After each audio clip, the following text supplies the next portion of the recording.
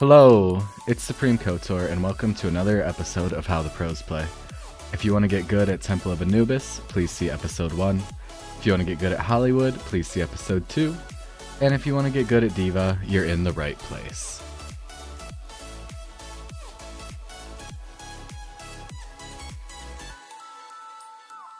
Let's start with the basics. D.Va has 3 main jobs as a tank. 1. Secure the high ground. D.Va is arguably the best tank at securing the high ground. She can boot people off, cannot be one-shot by snipers, and her micro missiles are a great source of burst damage. 2.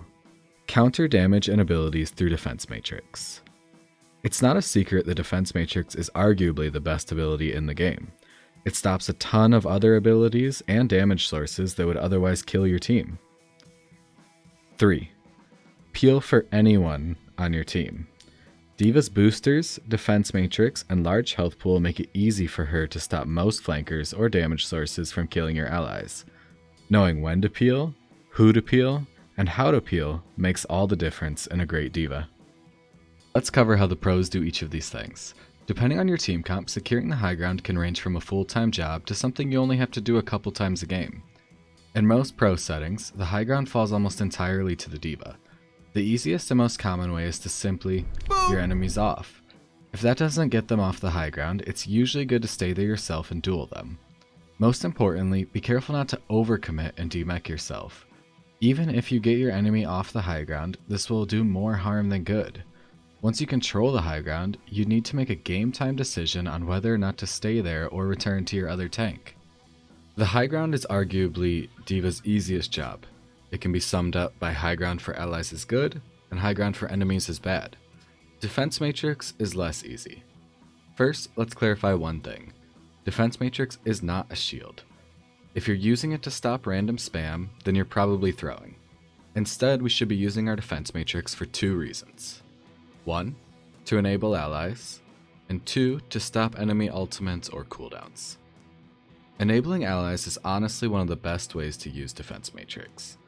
If you protect your McCree while he's high nooning, or Defense Matrix your supports while they cross a choke, you'll see you and your team succeeding much more. On that note, let's jump into the training range and clarify how to actually use Defense Matrix. Currently, there's 3 main ways. 1. Defense Matrix your ally.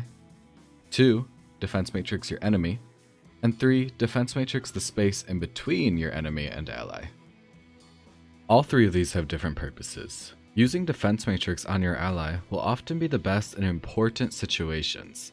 A great example is when your Mercy is using Resurrection and you need to be sure she doesn't get headshot.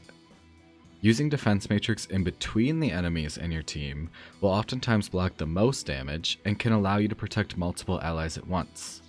The downside is, it's very common for some of the damage to come in at a different angle and bypass your Defense Matrix altogether. Using Defense Matrix on the enemy is meant for blocking specific damage or cooldowns. A great example is when D.Va is eating Zarya's Graviton Surge. The easiest and most reliable way to do this is to use your Defense Matrix right on the Zarya when you know they're going to grav. Speaking of Graviton Surge, it can be one of the best ways to get value out of D.Va Bomb. Combining Bomb and Grav is a fantastic combination, especially at lower ranks where it can be almost impossible to stop. Drop your bomb on the grav, or throw it in the same direction, and it'll generally wipe the enemy team. As you get into higher levels of team play, there's more to it, but that sounds like a different video. Lastly, on appealing for allies. D.Va is unique in the fact that she can usually assist anyone on your team. Your DPS got the enemy Rhine low, boost into him and you can probably finish the kill. Your tank is about to die, Defense Matrix them and you'll probably be able to save them. Support's getting flanked, boost over to them. No flankers should be able to handle a D.Va and a support at the same time. This puts D.Va in a weird place many times. Imagine this. There's an enemy Widow on the high ground, there's an enemy Orisa who is low, and your supports are being flanked. You can't do it all, so what do you do? In the Overwatch League, teams have found the most success playing the role of protector, making sure their supports stay alive and using Defense Matrix as needed for other allies. They can forget about the aggression for a minute. Then, as soon as the supports have stabilized and they're in no danger, D.Va is free to get aggressive with that hard pocket. Unfortunately, that is all of my time for today. If you learned something about D.Va, or if you liked this series in general, there will be more D.Va content and more of how the pros play coming in the future. So please hit that subscribe button and look out for the video next week.